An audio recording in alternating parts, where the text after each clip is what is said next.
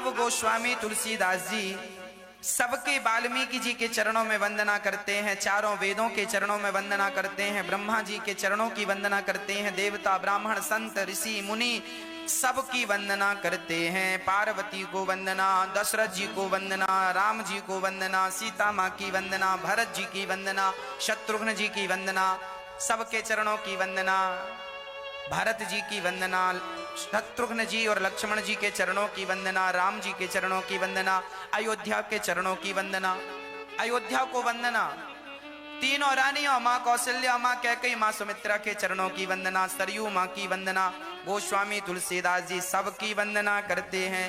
हनुमान जी की वंदना, प्रणवउ पवन कुमार,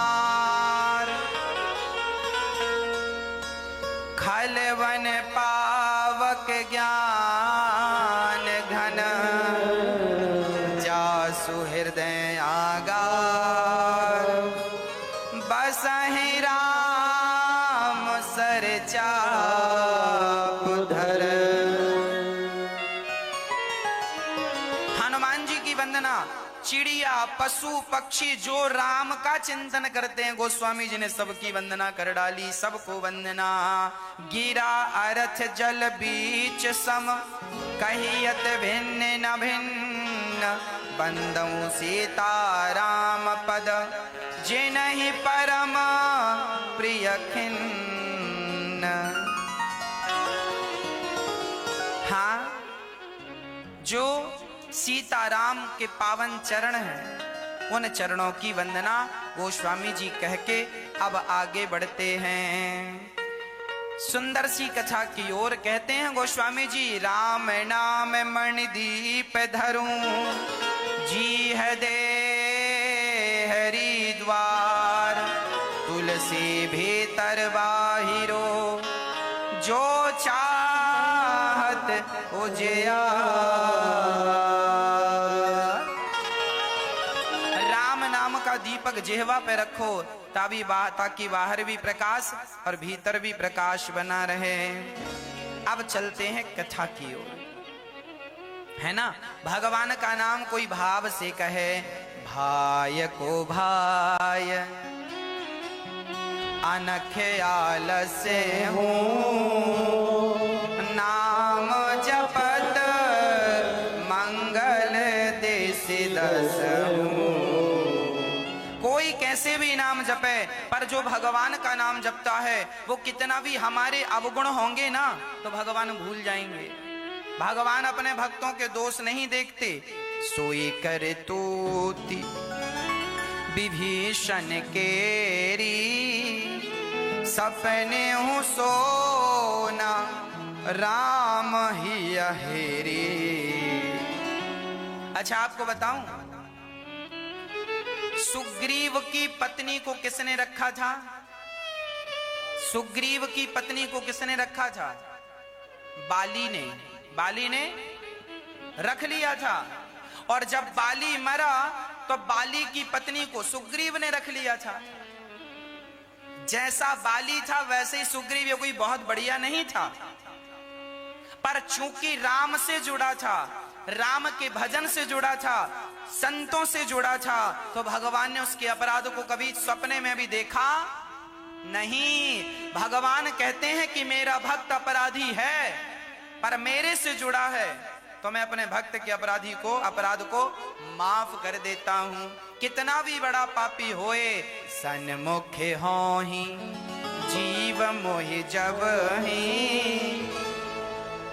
जन्म कोटि अघ नासहि तब ही। इसीलिए भगवान पर विश्वास, मैं अपराधी माना कि ये दास अनिरुद्ध अपराधी है, पर मैं विश्वास से भगवान के चरण पकड़ूंगा तो मेरे अपराधों को भगवान भूल जाएंगे, मेरे अपराधों की तरफ नहीं देखेंगे। विश्वास से चरण पकड़िएगा। विभीषण क्या थे? रावण ने सीता को चुराया, हरण किया, तो विभीषण ने रावण की पत्नी, जब रावण मरा तो मंदोदरी को पत्नी बना के विभीषण ने रखा था। जग जाहिर है ये बातें, लिखा है सोई कर तूती विभीषण केरी, सपने हूँ सोना राम ही हेरी। पर ये लोग भगवान से जुड़े होने के कारण भगवान के चरणों को पकड़ लिया और ये अपराध किया। अच्छा, यहां आप ये ना समझना कि सुग्रीव गलत थे या विभीषण जी गलत थे ना, मैं तो शास्त्रों की बातें बता रहा हूं। पर सच्चाई तो यह है कि जो रावण की पत्नी मंदोदरी थी ये पंचकन्या थी, और जो बाली की पत्नी तारा थी ये भी पंचकन्याओं में एक थी। 5 पंचकन्याएं हैं, है ना, जिनमें द्रौपदी, कुंती, अहिल्या, तारा और मंदोदरी। कुंती, द्रौपदी, अहिल्या, मंदोदरी और तारा, टोटल 5 हो गई। ये पांचों पंचकन्याएं, 5 यही है सरकार, 5 पंचकन्याएं हैं ये। पंचकन्याओं का अर्थ ये होता है, जैसे रावण की पत्नी माता मंदोदरी जो थी ना, ये मंदोदरी पंचकन्याओं में एक कन्या है। पंचकन्याओं का अर्थ ये होता है कि ये जब चाहें अपने आप को कुंवारी कन्या बना सकती हैं अपने बल से, इनके पास पावर है। इनने पहले, ये रावण की पत्नी थी मंदोदरी, रावण की पत्नी, जब रावण मरा तो मंदोदरी ने फिर अपने आप को कुंवारी कर लिया। क्या कर लिया? कुंवारी। तो कुंवारी कर लिया तो स्वाभाविक है कुंवारी बच्ची का, कुंवारी लड़की का फिर विवाह हो सकता। तो इस हिसाब से विभीषण ने विवाह कर लिया। अच्छा, तारा की सिंह भी यही सिद्धांत था कि वो तारा, वो भी पंचकन्याओं में एक थी। जब बाली मरा तो वो अपने आप को फिर कुंवारी उसने कर लिया, तो फिर वो सुग्रीव से विवाह कर सकती है। जैसे माता द्रौपदी जी जब अपने एक पति से दूसरे पति के पास जाती थी, 5 पति थे ना द्रौपदी के, 5 पांडव। हर पांडवों का एक समय निश्चित था कि एक दो गुरुजन बताते हैं, महीने का भी मुझे वो स्मरण नहीं कितने महीना, पर आप अंदाज मेरा सुनिए। 4 माना कि 4-4 महीने का हिसाब था। 4 महीना द्रौपदी इनके पास रहेगी, युधिष्ठिर के पास, 4 महीना अर्जुन के पास, 4 महीना युधिष्ठिर, 4 महीना नकुल सहदेव। तो जब द्रौपदी एक पति से दूसरे पति के पास जाती थी तो कुंवारी होके जाती थी। अब यदि आप अपने आप को कुंवारी कर सको, ये ताकत आपके अंदर है। लोग कहते हैं ना कि द्रौपदी ने तो 5 पति किए, तो वो तो पंचकन्याएं हैं, तुम ऐसी हो तो तुम भी कर लो। यदि तुम्हारे अंदर अपने आप को कुंवारी करने की शक्ति, ये सामान्य स्त्रियां नहीं हैं। जैसे अहिल्या भी पंचकन्या, जब चाहे अपने आप को कुंवारी कर सकती हैं। तो ये इनके पास प्राकृतिक, जैसे सप्तऋषि हैं ऐसे पंचकन्याएं हैं। ये सामान्य स्त्रियां नहीं हैं, ये बड़ी महान स्त्रियां हैं। इन स्त्रियों का चरित्र बड़ा अद्भुत है।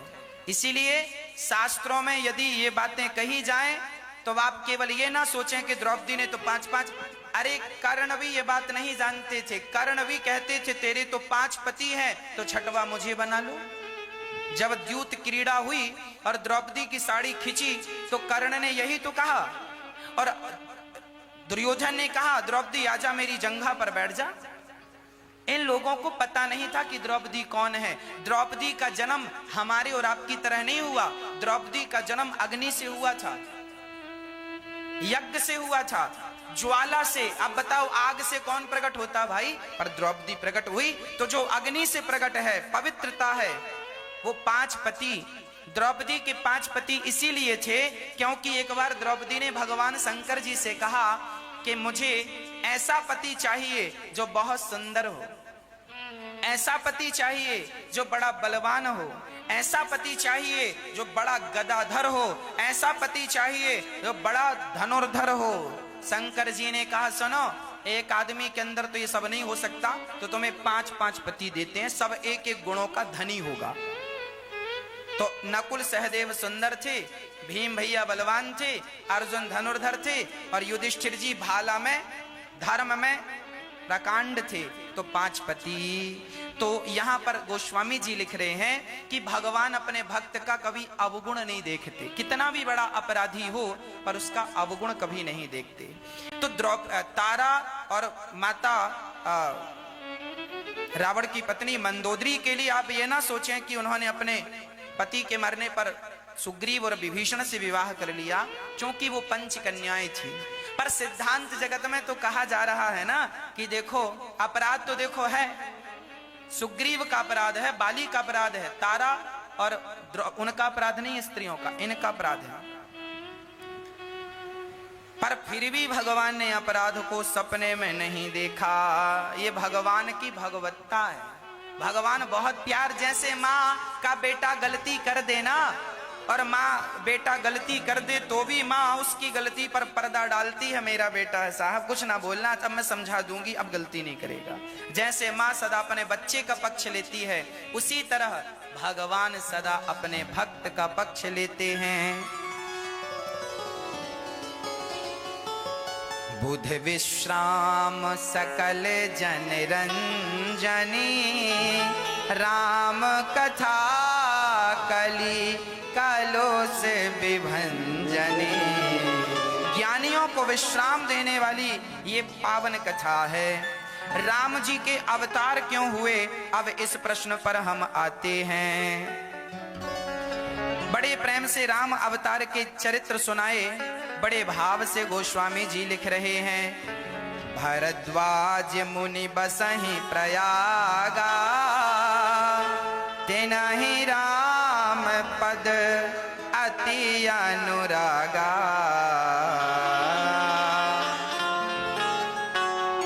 एक बार भरी मकर नहाए, सब मुनि आश्रम। एक बार सब मुनि से आश्रमण सिधाए, सारे ऋषि जन आश्रम में आए प्रयागराज। भरद्वाज मुनि बसहि प्रयागा। भरद्वाज जी प्रयागराज में रहते थे, वहां सभी संत जन आए। वहां पर याज्ञवल्क्य जी भी आए। ये याज्ञवल्क्य जी की बड़ी अद्भुत चर्चा है। ये याज्ञवल्क्य जी कौन है? साक्षात ब्रह्मा जी के अवतार हैं। एक बार ब्रह्मा जी कोई यज्ञ कर रहे थे, तो ब्रह्मा जी की पत्नी को आने में जरा देर हो गई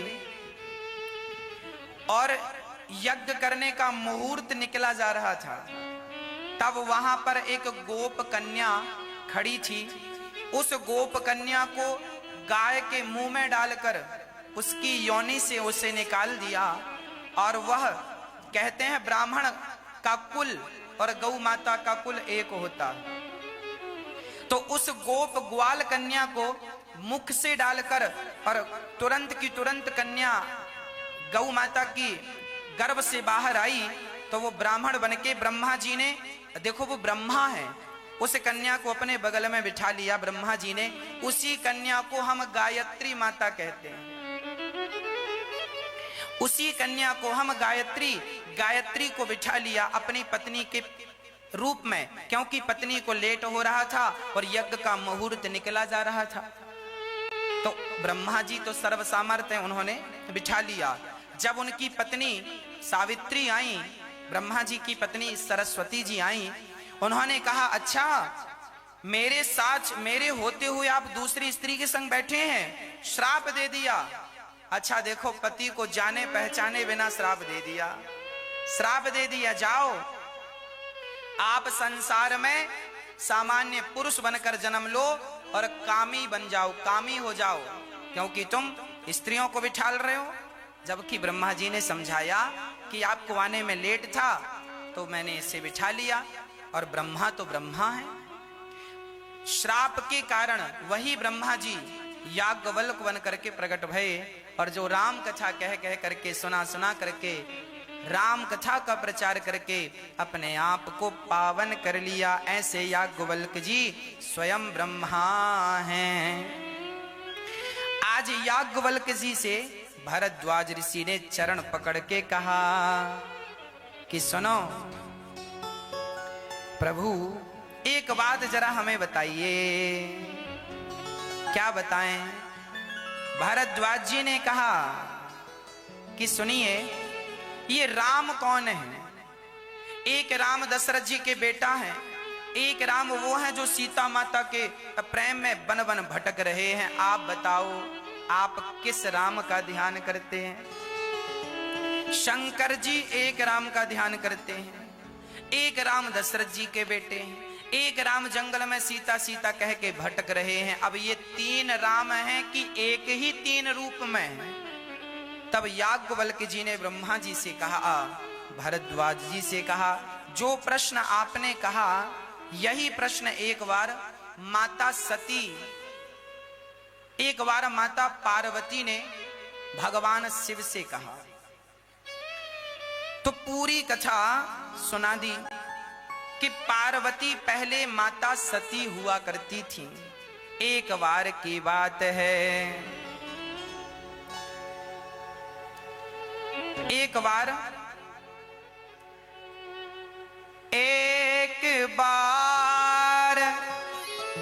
त्रेता युग माही शंभु गए कुंभ ऋषि पाई, संग सती जग जननी भवानी,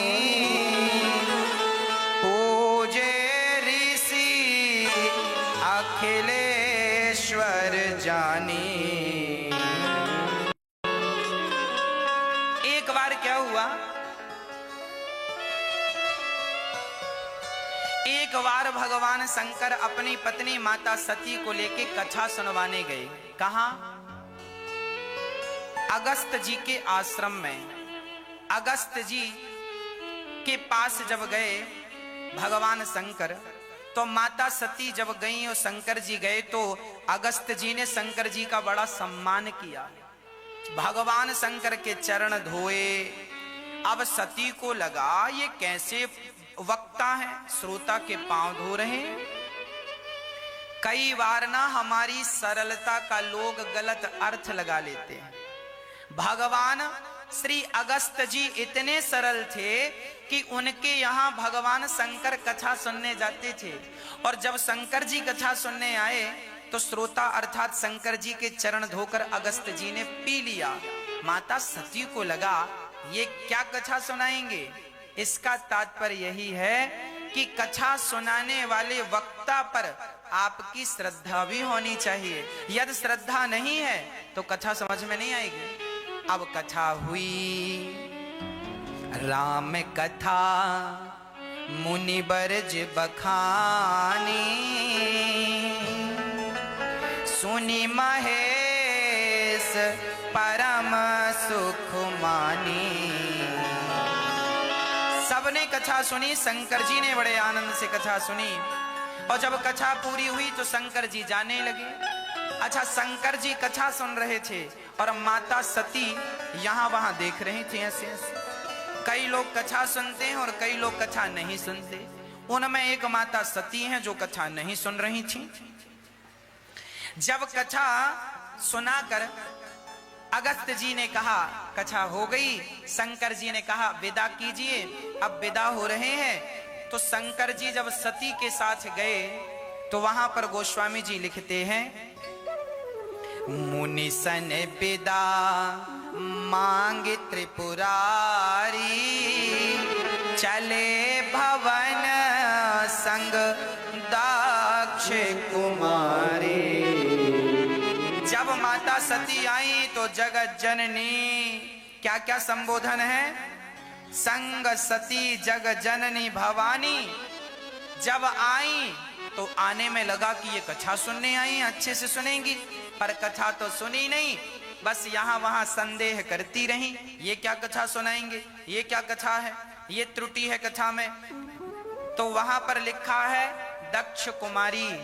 अब ये दक्ष कुमारी हो गई, क्योंकि दक्ष जैसे अहंकारी है उनकी बेटी जैसा पिता वैसी बेटी, इनके अंदर श्रद्धा बिल्कुल नहीं है। अब क्या करें? अब शंकर जी बोले कोई बात नहीं, चलो हमारे संग। शंकर जी लेकर गए। अच्छा, उसी समय वो त्रेता युग चल रहा था। राम जी जंगल में सीता माता की खोज कर रहे थे। रावण सीता माता को चुरा चुका था। राम जी सारी चारों तरफ कह रहे हैं, हे खग मृग हे मधुकर श्रेणी, तुम देखी सीता मृग नैनी। राम जी सबसे पूछ रहे हैं सीता कहाँ है, सीता। अच्छा, राम जी सीता की खोज कर रहे हैं और ऊपर से शंकर जी ने देखा, अरे ये राम जी, इनकी अभी अभी हमने कथा सुनी। तो शंकर जी ने प्रणाम किया, जय सच्चिदानंद जग पावन, अस कही चले मनोज नसावन। बड़े प्रेम से शंकर जी ने प्रणाम किया। राम जय सच्चिदानंद जग पावन, हे जग पावन, जग को पावन करने वाले, हे सच्चिदानंद, सच्चिदानंद रूपाय, हे सच्चिदानंद आपको प्रणाम। अब सती को लगा, भोलेनाथ जी से कहा, क्यों जी आप ये प्रणाम किसे कर रहे हैं? शंकर जी ने कहा, ये राम जी हैं, अभी अभी जिनकी हमने तुमने कथा सुनी, ये वही भगवान हैं। अच्छा देखो कथा सुनने का फल क्या है। शंकर जी ने कथा सुनी राम की और आगे चले तो राम का झट से दर्शन हो गया। मतलब भगवान की कथा का फल है भगवान का दर्शन।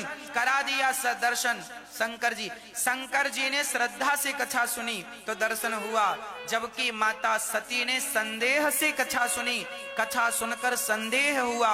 और जब भगवान पर संदेह होता है तो संशयात्मा विनश्यति। भगवान संदेह का विषय नहीं है मेरी माँ, मैया जी, ओ मेरी मैया, भगवान संदेह का नहीं, भगवान तो श्रद्धा का विषय है। शंकर जी ने श्रद्धा से सुनी तो राम जी का दर्शन हो गया, जबकि माता सती ने श्रद्धा से नहीं सुनी तो राम जी खड़े हैं। शंकर जी कह रहे हैं कि ये भगवान है, पर सती जी को समझ में नहीं आ रहा। सती जी को लगा ये कैसे भगवान होते तो अपनी पत्नी के लिए दर दर ठोकर क्यों खाते? भगवान होकर ये थोड़ी कहते कि हे पशु पक्षी तुम बताओ मेरी पत्नी का। ये तो कोई पागलों की हरकत लगती है। माता सती को लगा कि आपने कोई ज्यादा भांग वांग पी ली है, इसीलिए आपको कुछ का कुछ लग रहा है। अब लो, एक तो माता सती को भगवान पर विश्वास नहीं है, दूसरा अपने पति की आज्ञा का उल्लंघन करती जा रही हैं। देखो जब अविश्वास पैदा होता है ना, तो उस अविश्वास से क्या क्या होता है उसका परिणाम बोलूंगा। भगवान शंकर ने बहुत समझाया, सती यही राम है, यही भगवान है, यही ईश्वर है, इन्हीं का मैं दिन रात ध्यान करता हूं अपने चित्त में। सदा वसंतम हृदयारविंदे भवम भवानी सहितम नमामि, यही मेरे भीतर रहते हैं सीताराम, तुम संदेह ना करो। पर सती जी नहीं मानी। सती जी बोली, अब मैं परीक्षा लेकर देखूंगी। शंकर जी ने समझाया, मुनि धीर जोगी सिद्ध संतत विमल मन जे ध्यावहि, कहने तेने गम पुराण आगम जासु कीरत गावहि। सोई राम व्यापक ब्रह्मोवन निकाय पति माया धनी, अवतरे हो सपने भगत हित निज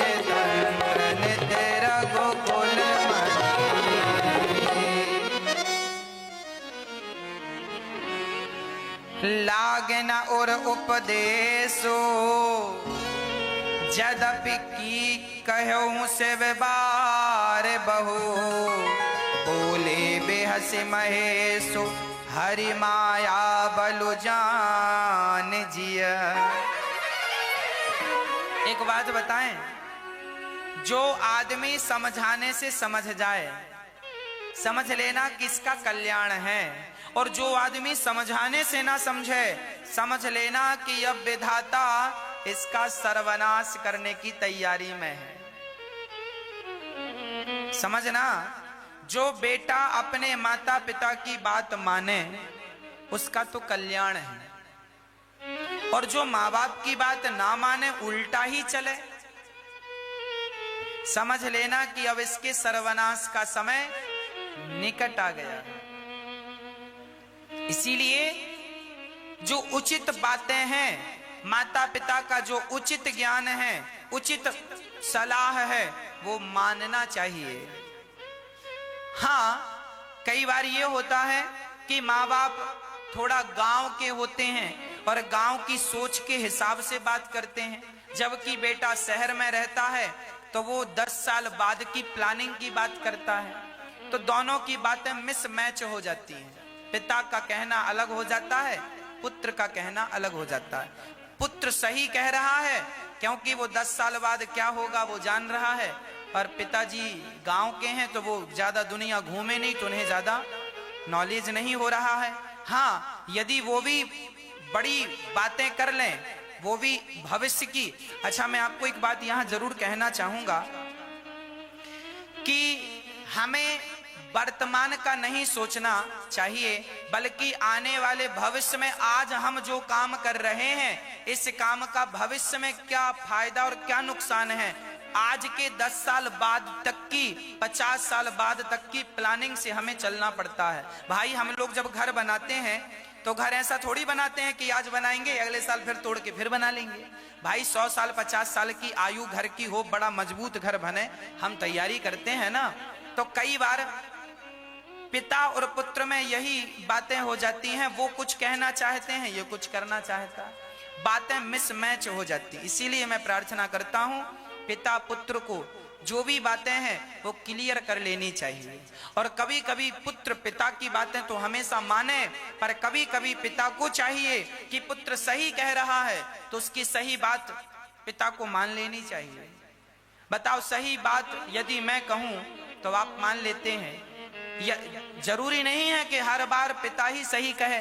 भाई, कई बार बेटा भी सही बात कर सकता है, सही रास्ता बता सकता है, उसका भी ज्ञान है, उसने भी पढ़ाई की है, तो हमें उसकी भी बात माननी चाहिए और बच्चे को पिता की भी बात। मतलब एक दूसरे के तालमेल से जिंदगियां चलती हैं। एक आदमी कहे बस मेरी मेरी मानो, मैं तुम्हारी बिल्कुल नहीं मानूंगा, तो साहब फिर देखो ऐसा है कि रास्ते अलग अलग हो जाते हैं, है ना। इसीलिए हम तालमेल बिठा के रखें। शंकर जी बहुत समझाए पार्वती सती माता को, समझ जाओ, पर सती जी नहीं समझी। तब शंकर जी को कहना पड़ा, जो तुम्हारे मन अति संदेह हो, तो किन जाई परीक्षा ले, अब लगी बैठ आहू पट छाही, जब लगी तुम ऐहू मोहि पाही।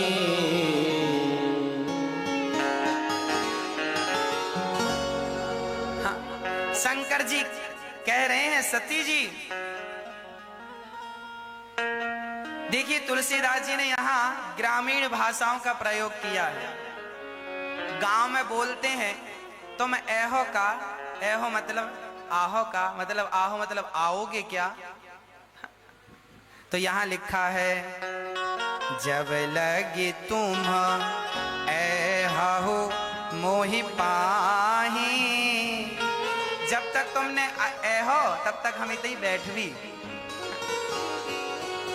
शंकर जी इस भाषा का प्रयोग, गोस्वामी तुलसीदास जी ने रामचरितमानस में तमाम भाषाओं का प्रयोग किया है।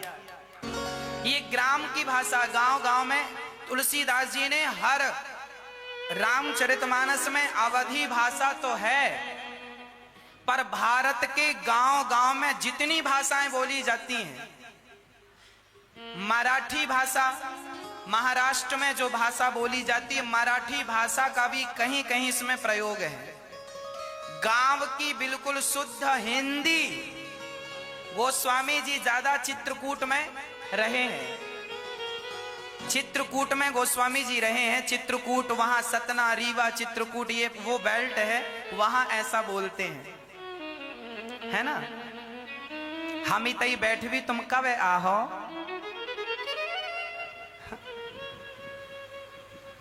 ऐसी भाषा, वहां गोस्वामी जी ये भाषा का प्रयोग कर रहे हैं। शंकर जी कह रहे हैं, देवी हम यहां बैठे हैं छांव में, अब ये बताओ कि कब आओगी आप। सती बोली बस गई और अभी परीक्षा लेके आई। शंकर जी ने समझाया कि परीक्षा मत लो, भगवान है, पर शंकर जी को कहना पड़ा, जो तुम्हारे मन अति संदेह तो किन जाई परीक्षा ले हो। जो तुम्हारे मन संदेह है तो जाकर के परीक्षा ले लो। अब माता सती परीक्षा लेने गई, जरा सुनिएगा किसकी परीक्षा लेने गई। अभी तक तो सुना था कि मास्टर जी स्टूडेंट की परीक्षा लेते हैं, पर आज विद्यार्थी जा रहा है मास्टर जी की परीक्षा लेने। चली माता सती। अच्छा, जो संदेह करने वाले लोग होते हैं ना, तर्क करने वाले, इनको लगता है बस हम ही सही हैं, इन्हें अपना ही पक्ष सही लगता है, ये सामने वाले को बिल्कुल सही मानने को तैयार नहीं है, और इसी चक्कर में झगड़े होते हैं। जरूरी नहीं है कि हर बार हम ही सही हो, कई बार हम गलत भी होते हैं। माता सती गलत थी, गलत मतलब गलत निर्णय ले रही हैं परीक्षा लेने का। सती जी गलत निर्णय ले रही हैं, शंकर जी समझाए पर मानने को तैयार नहीं। इतना जिद्दीपना, माता सती मानने को, शंकर जी मानाए नहीं मानी। अच्छा, शंकर जी ने पहले प्रयास किया, नहीं मानी तो जाओ परीक्षा लो। अब शंकर जी समझ गए कि सती का कल्याण नहीं है। हो है सोई जो राम रचि राखा, को करि तर्क बढ़ावहि साखा। कितनी बढ़िया चौपाई गोस्वामी जी लिख रहे हैं। गोस्वामी जी कह रहे हैं अब वही होगा जो राम जी को मंजूर होगा।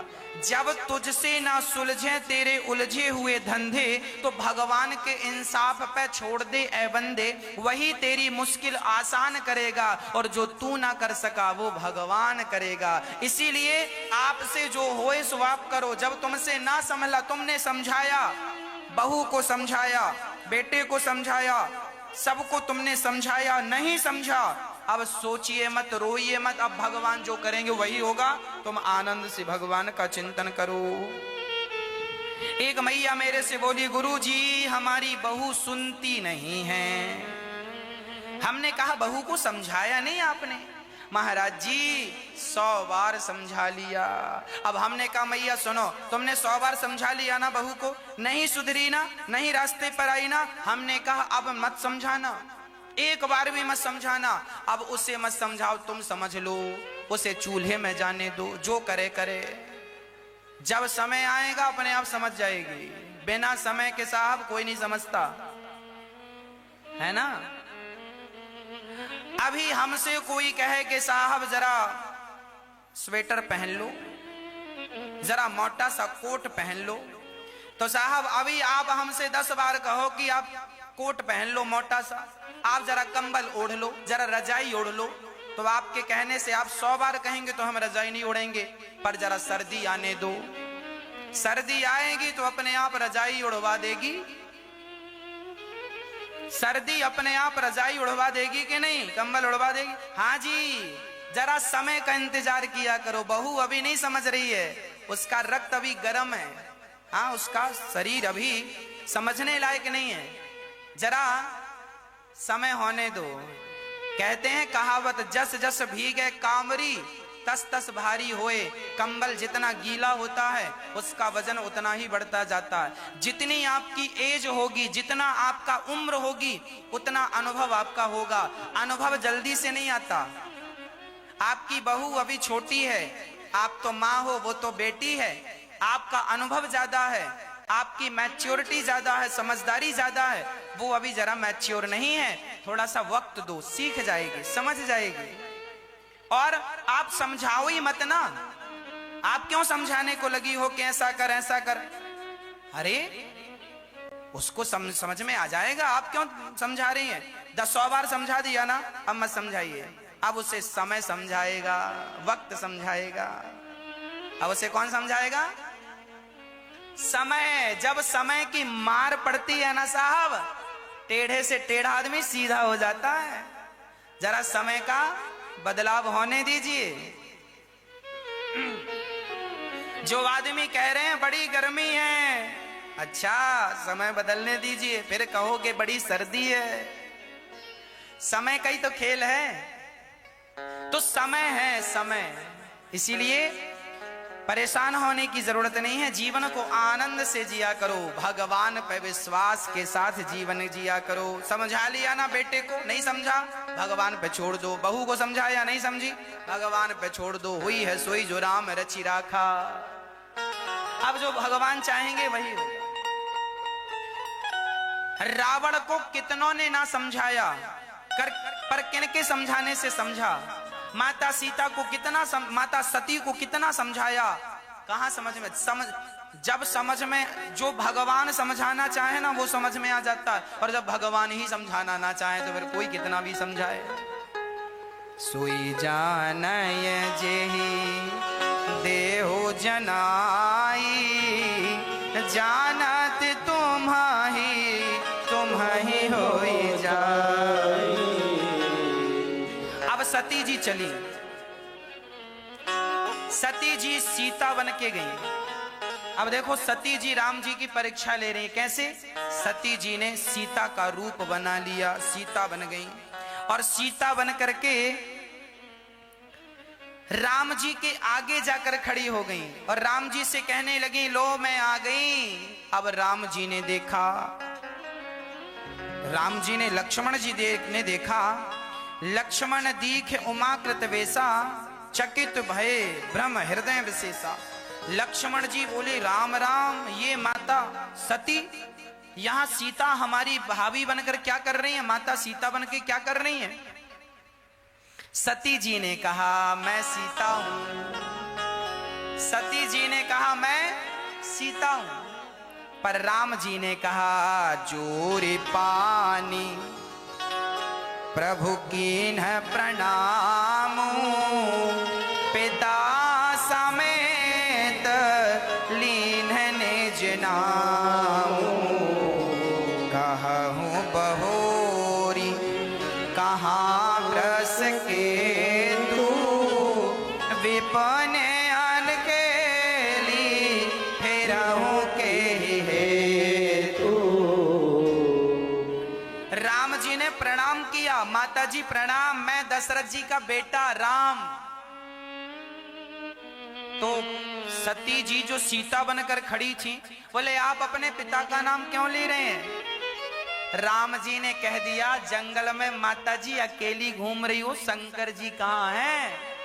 जब ये कहा तो माता सती के तो पसीने छूट गए। हे भगवान, इन्होंने तो हमें पहचान लिया। तो राम जी से कहा कि आपने हमें कैसे पहचान लिया? हम तो आपकी पत्नी थी, सीता का रूप था। तब राम जी ने कहा, रूप बदल लेना सरल है ना? प्लास्टिक सर्जरी करके स्वरूप तो बदला जा सकता है, पर स्वभाव नहीं बदला जा सकता। मेरी सीता सदा मेरे पीछे खड़ी होती है, आप तो मेरे आगे खड़ी हो। आगे तो मेरी माता ही खड़ी हो सकती है, मेरी सीता कभी नहीं खड़ी हो सकती। मैंने स्वरूप से नहीं पहचाना आपको, मैंने स्वभाव से पहचाना। देखिए स्वभाव, मर्यादाएं, कैसी मर्यादाएं। अब तो माता सती घबरा गई और तुरंत वहां से चली। और जब चली तो राम जी चारों तरफ, वो राम जी को दे, राम जी ने जरा दिखाया माया, अपनी रूप दिखाया। अब माता सती जहां देखें वहां ब्रह्मा विष्णु महेश नजर आए, वहां सीताराम नजर आए। अब माता सीता यहां देखें तो सीताराम, यहां देखें सीताराम, यहां। माता सीता को यही तो लगा था कि ये भगवान थोड़ी है, इसलिए अब राम जी अपना प्रभाव दिखा रहे हैं। माता सती, हमको संदेह की दृष्टि से देखा, अब हमारा, तुमको चमत्कार चाहिए था ना, चमत्कार को नमस्कार, अब चमत्कार देखो। जहां देखा वहां। तो माता सती ने अपनी आंखें मूंद ली। सच्ची बताऊं, संदेह करने वाले आदमी को सच्ची बात बता दी जाए तो वो सच्ची बात से आंखें मूंद लेता है, सच्ची बात सुनने को और समझने को तैयार नहीं होता। कई लोग ना आपस में विवाद करते हैं। उन्होंने कह दिया कि ये बात ऐसी है, और किसी ने कह दिया साहब ये बात ऐसी नहीं है, इसका प्रमाण है, देखो ये बात ऐसी नहीं ऐसी है। तो वो लोग कहते हैं हम नहीं मानेंगे तुम्हारे प्रमाण को, मतलब वो सत्यता को स्वीकार नहीं करते। माता सती ने भी जब राम और सीता को चारों तरफ देखा, वो भगवान है इस सत्य को देखा, तो सत्य को स्वीकार ना कर उन्होंने अपने नेत्र बंद कर लिए, आंखें मूंद ली माता सती ने। जिसे भगवान पर संदेह होता है, देखिए वो सत्य को स्वीकार नहीं करता। इसीलिए मैं आपसे प्रार्थना करता हूं, सत्य को स्वीकार कीजिए। सत्य को कब तक ठुकराओगे? सत्य को देखकर आंखें कब तक मूंदोगे? इसीलिए सत्य को स्वीकार करना सीख लो, सत्य को स्वीकार करना सीख लो। आज तुम्हारी सास चिल्ला चिल्ला कर कह रही है बहू समझ लो, ये काम ऐसा नहीं, ऐसा कर लो। वो सत्य कह रही है पर आपको स्वीकार नहीं है। कल जब आप पर गुजरेगी ना तो वही काम करोगी आप, क्योंकि सत्य जो है वो आज के 1 लाख साल पहले भी वो बात सत्य थी,